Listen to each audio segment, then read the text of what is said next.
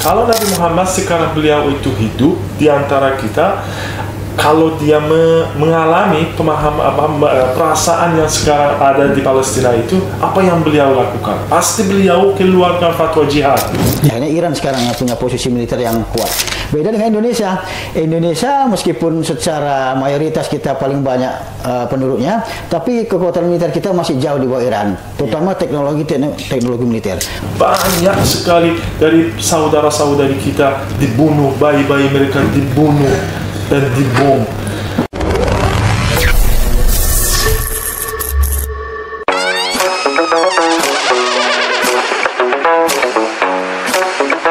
Assalamualaikum warahmatullahi wabarakatuh. Waalaikumsalam warahmatullahi wabarakatuh. Bismillahirrahmanirrahim. Wassalatu wassalamu ala Rasulillah wa ala alihi wa ashabihi ajma'in. Amma ba'd. Pertama, bersyukur kita kepada Allah. Pada hari ini kita berkumpul dalam rangka podcast yang dua tamu yang sudah kita hadirkan pada hari ini, tamu yang sangat luar biasa, ya, sahabat FDK TV, dakwah membangun negeri. Ya, kita akan menghadirkan ya dua narasumber kita yang sangat luar biasa pada hari ini. Yang pertama, kita sapa dulu dari Prof. Kesham, Qom University Iran. Ya, selamat pagi, Prof. Bagaimana kabarnya? Sehat, alhamdulillah. Terima kasih. Selamat pagi. Alhamdulillah sehat.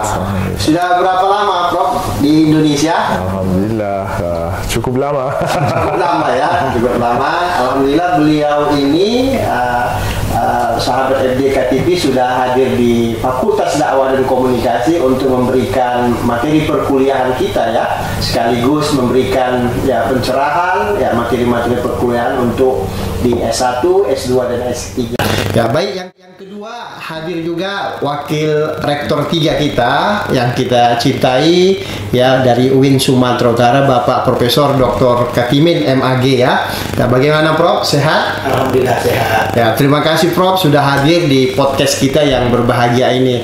Dakwah yang kami muliakan, pemirsa FDK yang kami muliakan pada pagi hari yang berbahagia ini, pada hari ini kita akan membawa tema yaitu politik Timur Tengah ya. Kontestasi antara Palestina dengan Israel ya belakangan ini kan semakin tegang ya. Terjadi perang fisik ya, persenjataan yang sangat luar biasa, dan ada memang kaitannya dukungan-dukungan dari negara Timur Tengah ya. Kemudian Timur Tengah ini kan tentu tidak semuanya ini bisa menyatu ya. Ada yang pro-nya ke Israel, ada yang pro-nya ke Palestina. Nah, hari ini kita melihat ada negara, satu kekuatan negara yang sangat luar biasa, yaitu dari Iran ya. Dan sikap Iran ini jelas ya, AA dan BB. Bahkan Israel pun bisa tidak berkutik ya, tidak berkutik ketika Iran ini memberikan sikap melalui perang ya. Mereka siap perang ya, serangan rudalnya ya, rudal balistiknya dan sebagainya. Nah, hari ini kita akan berdiskusi tentang itu ya, tentang itu. Nah, kita tanyakan dahulu yang pertama ya, dari perspektif Indonesia dulu ini ya, Prof. Kesham ya, sama Prof. Katimin ya. Indonesia kan, Prof. Katimin kan jelas ya memberikan sikap. Tapi Indonesia ini bantuannya bantuan sosial ya, memberikan bantuan uang ya, fisik ya, pembangunan rumah sakit, bahkan SDM ya, datang ke Palestina ya. Dan ini sebagai sikap politik kita dari politik luar negeri ya, kita membackup Palestina itu dari dulu ya. Sikap negara kita seperti itu membelanya, tapi tidak seperti Iran gitu ya, langsung fisik perang kontak ya, sampai-sampai Israel ini ya takutlah kita bilang ya, takutlah kita bilang itu bagaimana Prof ya, bagaimana sikap kita, apakah ini kita perlu untuk bersenjata ya, perang melalui senjata, atau seperti yang kita lakukan selama ini? Baik, terima kasih. Jadi memang Indonesia ini kan jelas sikapnya ya, itu tercermin dari Presiden kita Joko Widodo dan Prabowo, dan sebelumnya oleh Menteri Luar Negeri kita ya, jelas bahwa Indonesia mendukung 100% kepada kemerdekaan Palestina. Tapi memang dukungan kita itu beda dengan Iran ya, karena Indonesia ini punya sikap politik yang bebas aktif gitu. Gitu ya. Sementara Iran kan beda. Iran jelas di bloknya yang selama ini kita anggap dia lebih ke Iran ya kan, lagi ke Rusia ya, dan China, itu beda. Dan selama ini Iran sudah embargo ya oleh Amerika. Iya. Nah itu tentu beda sikapnya. Jadi sejak awal memang Iran ketegasannya itu dukungan terhadap Palestina itu jelas siap apa saja, tidak hanya sosial tapi juga militer. Karena Iran punya kekuatan militer juga, dikenal sebagai salah satu kekuatan militer. Apalagi negara-negara tetangganya udah hancur kan, Syria, Irak. Iya. Akhirnya Iran sekarang yang punya posisi militer yang kuat. Beda dengan Indonesia.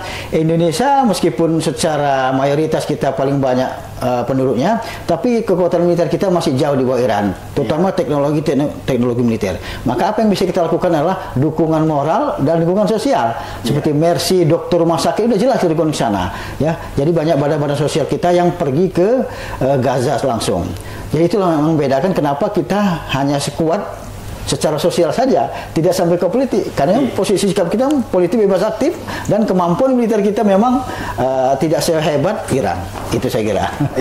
Prof, jadi selama ini kan dukungan politik luar negeri kita itu terhadap Palestina ya, yang memberikan dukungan moral ya, bisa dalam bentuk SDM ya, tenaga relawan kita datang ke sana, bahkan pembangunan fisik, rumah sakit ya, dan makanan-makanan yang sudah diberikan gitu kan. Tentu ini ya Iran juga seperti demikian, tapi ada kelebihannya ya Iran ini. Kelebihannya ya saya melihat bahwa Iran ini juga sangat anti terhadap Israel ya, walaupun dukungan politiknya 100% untuk Palestina ya. Ini bagaimana sebenarnya sistem pemerintahan yang ada di Iran ini melihat kondisi Israel saat sekarang ini? Kan ini sudah lama ini perang ini, Prof. Itu bagaimana pandangannya dari perspektif pemerintahan di Iran? Ya, bismillahirrahmanirrahim. Ya, saya kira kalau sikap kami terhadap masalah Palestina itu bukan hanya setelah revolusi Islam itu yang sekarang ada pemerintah Islam di Iran ya. Kalau sebelumnya ada pemerintahan kerajaan ya, belum ada Shah Pahlavi ya. Kalau waktu itu walaupun kalau pemerintah Iran itu lebih cenderung Israel, bahkan kerja sama Israel dan tidak ada masalah sama Israel itu apapun saja, tapi pada waktu itu juga ulama-ulama Syiah itu sering mendukung Palestina dan mereka mendukung kemerdekaannya Palestina itu pada waktu itu. Dan ketika revolusi Islam itu menang dan dijadikan pemerintah Islam Iran di Iran itu, di dukungan itu dibanyakan dan bahkan kalau bentuknya itu juga dirubah ya. Dan semenjak awal revolusi Islam Iran itu sampai sekarang Iran tetap mendukung Palestina itu dengan semua hal dan dalam semua dimensi Iran mendukung, khususnya dalam masalah membawa persenjataan ke sana. Karena ini keyakinan kami bahwa berdasarkan Islam itu semua, bukan hanya Islam tapi bahkan masalah pemahaman semua manusia begini, kalau ada orang yang menindas kamu mempunyai hak untuk membela diri, tidak ada keraguan ya, pasti itu ditekankan di Islam juga ya, bahwa kamu mempunyai hak untuk membela diri. Dan dari pemahaman itu Iran itu membantu, mensokong, mendukung Palestina itu dari semua dimensi yang bisa dia dibantu, khususnya dalam masalah resistensi itu ya.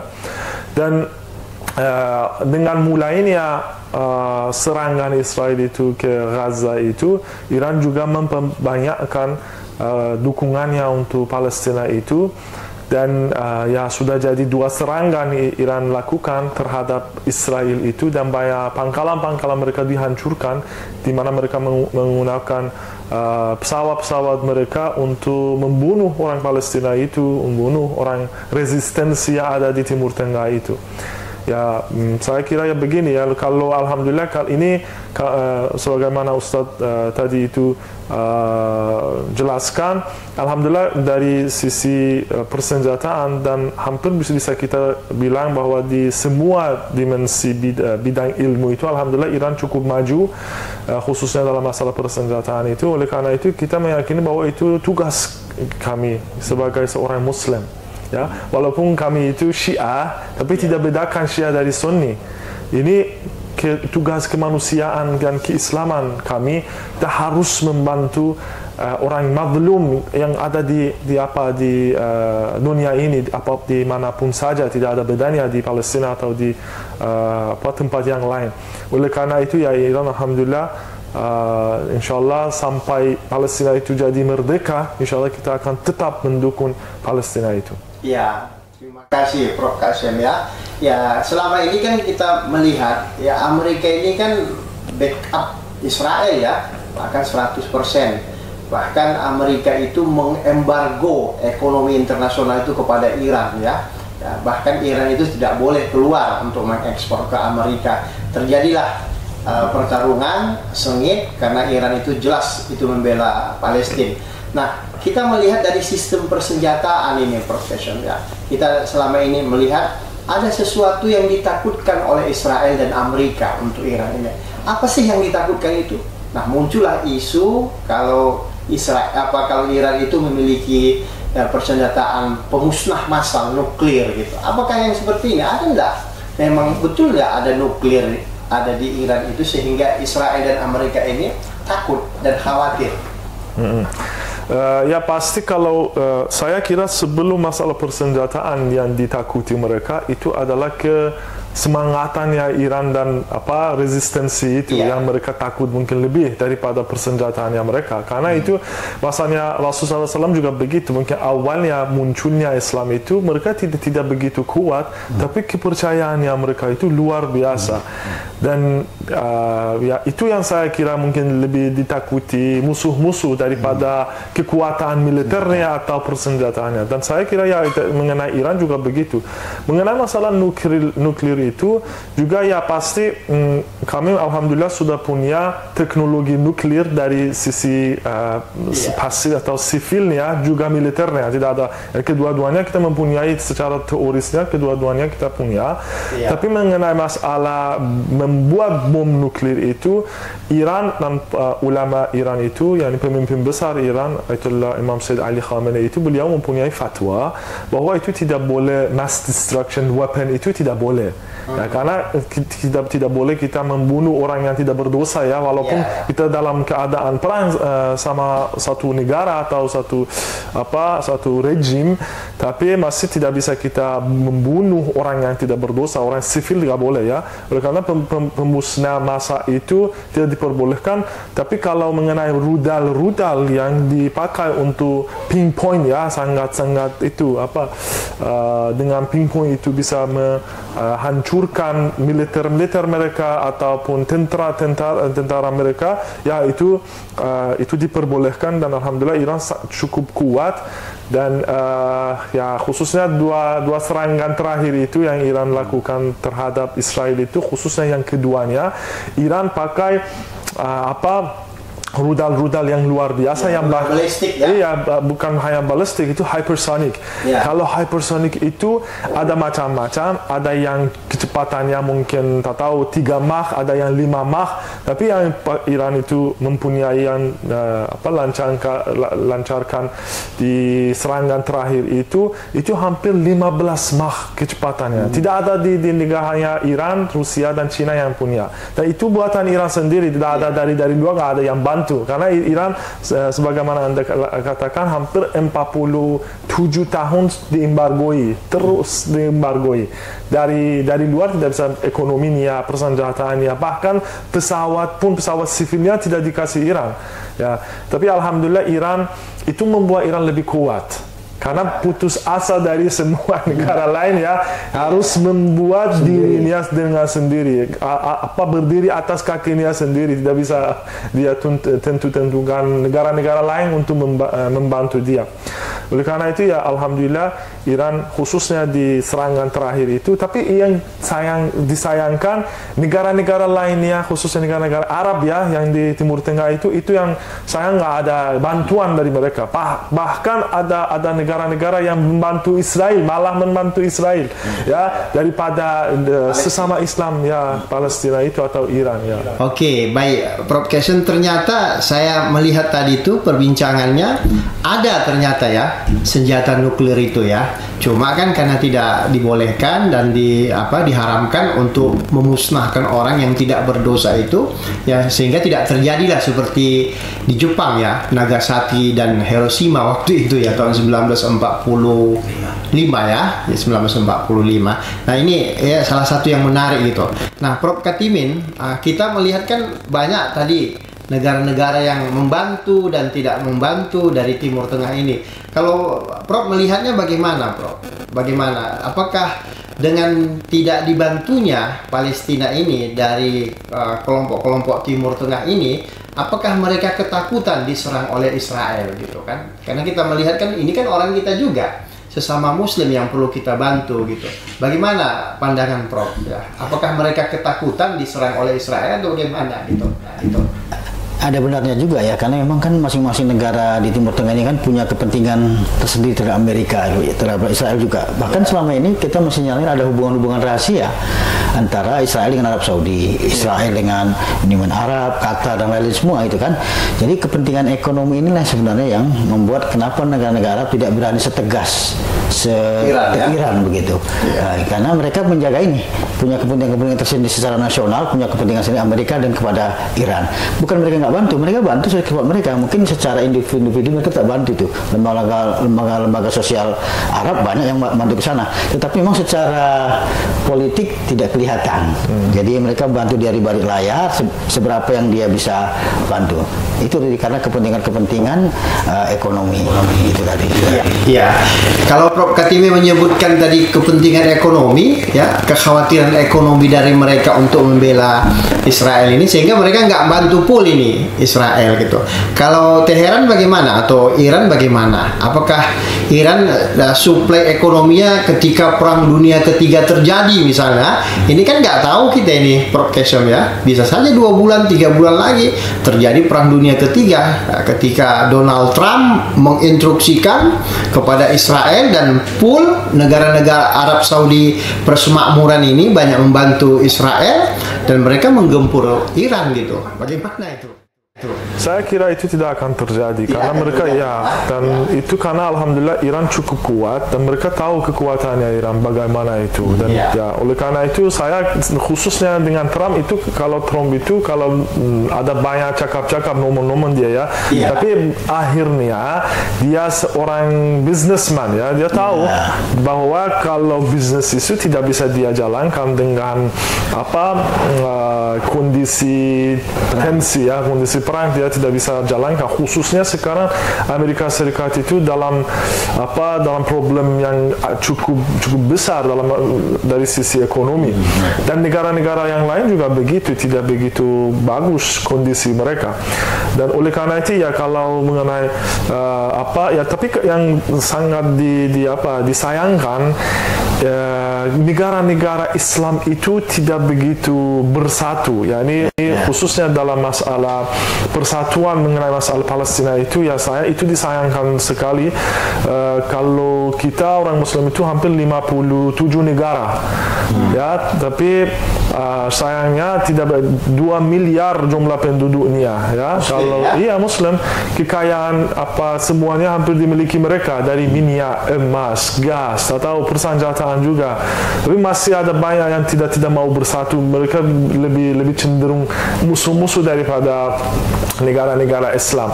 Bahkan mengenai masalah Palestina yang sangat disayangkan, sebagian negara-negara Islam itu mereka membantu Israel pada waktu perang. Beberapa contoh saya mungkin bisa saya kasih. Satunya kalau 40% dari minyaknya Israel itu diimpor dari Azerbaijan, negara Islam, lewat pipeline Turki. Nah, kenapa itu? Kalau itu dihentikan, pasti 2 bulan mereka habis. Kalau dulu Houthi Yaman itu mereka menembak kapal-kapal mereka ya, kapal-kapal Israel itu tidak memperbolehkan kapal-kapal itu masuk ilat namanya di Israel itu, mereka pakai jalur daratan, barang-barang itu masuk UAE, Emirates, masuk Arab Saudi, Jordan, masuk Israel. Kalau itu dia dihentikan, blokir itu, mereka beberapa bulan mereka habis. Tapi sayangnya ada banyak kerjasama sama mereka, dan ya pasti kalau alasan mereka adalah masalah ekonomi. Biasanya saya bilang, oke, kalau kamu bayangkan, kamu mengaku Islam, kamu orang Islam, bukan? Ya, saya orang Islam. Orang Islam itu nabinya siapa? Nabi Muhammad SAW, ya, nggak ada keraguan. Kalau Nabi Muhammad sekarang beliau itu hidup di antara kita, kalau dia mengalami perasaan yang sekarang ada di Palestina itu, apa yang beliau lakukan? Pasti beliau keluarkan fatwa jihad.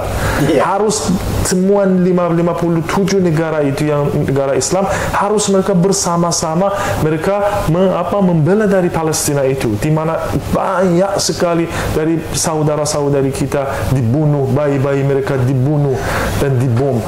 Tapi yang pasti masalah ekonomi masalah penting, tapi itu yang kita harus utamakan adalah masalah kemanusiaan, masalah keislaman.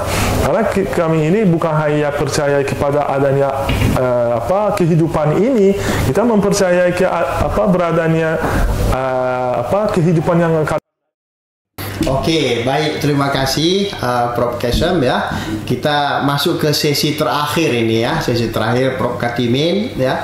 Ada tidak semacam solusi lah agar Palestina dengan Israel ini bisa berdamai? Mungkin tidak, tapi ada tidak langkah-langkah yang paling sehingga mereka melakukan gencatan senjata? Ini kan terjadi perangnya 2 bulan, nanti 1 tahun depan perang lagi, seperti itu kan. Karena yang diperebutkan itu adalah wilayah Gaza. Hampir semua peta Palestina itu kan sekarang sudah habis ini. Ya, bahkan di Google pun tak nampak lagi Palestina. Dulu tak ada Israel, sekarang sudah nampak petanya di Google gitu kan. Ini kan apalagi Google ini kan punya Yahudi ya, punya Yahudi Google ini.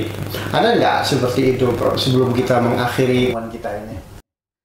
Jadi kalau kita bicara perdamaian, ya, ini mungkin tidak akan tercipta perdamaian dua negara antar ini, kayaknya tidak mungkin dengan kondisi sekarang. Ya. Jadi isu Palestina ini memang sengaja tarik ulur gitu saja, dimunculkan ya untuk kepentingan besar Amerika gitu dan Timur Tengah. Jadi saya tidak membayangkan akan ada kedamaian memang. Ya. Pasti akan seperti terus. Itu keyakinan saya melihat. Karena itu tadi pertimbangan seperti yang dijelaskan oleh Prof. Qasim kan. Negara-negara Islam ini yang tergabung dengan IO itu ada 50 sekian itu tak mau bersatu. Kalau kita bersatu selesai nih. Iya. Itu persoalannya. Jadi persoalan persatuan umat Islam ini yang saya kira perlu kita pererat supaya tawar kita di dunia global ini bisa menentukan. Ini kan kita masing-masing. Jadi seperti sapu lidi, kalau kita masing-masing gampang dipatahkan. Kalau kita bersatu, negara manapun akan susah memecah belah, termasuk dukungan kepada Palestina. Jadi sepanjang umat Islam tidak bersatu untuk memberi kontribusi terhadap Palestina, saya kira akan sulit tercipta perdamaian di Palestina. Terima kasih kepada Prof. Katimin ya, kepada Prof. Kasyam ya. Kita bisa menyimpulkan dari diskusi kita pada pagi hari yang berbahagia ini di podcast kita ini, sebenarnya ada dua yang paling penting ya. Dua yang paling penting. Satu, kenapa negara Timur Tengah itu takut? Mungkin karena ekonominya ya, ekonominya mereka terbatas. Kemudian ada ancaman embargo dari kekuatan yaitu dari Amerika Serikat. Kemudian propaganda politiknya juga masuk ya. Akhirnya mereka terancam ya, diancam oleh Amerika.